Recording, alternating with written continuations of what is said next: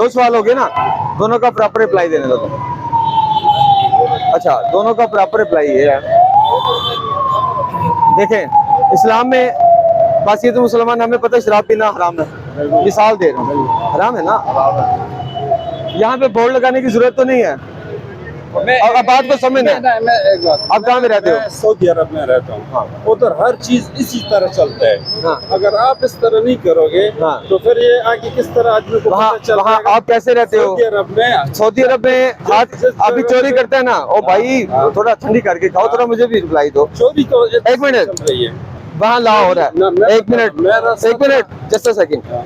मैं सिर्फ वैसे आपको बताता हूँ, देखिए ना, ये आप ट्रांसपोर्ट की बात कर रहे हो। आपको 5 लाख रुपए का फाइन होता है, 5 लाख रुपए का फाइन जब आपको हमारे गाड़ी आप इजी हो जाओ, फिर आप इजी हो जाओ। आए जी आगे आए, आए सर जी, आए सर जी आगे आए।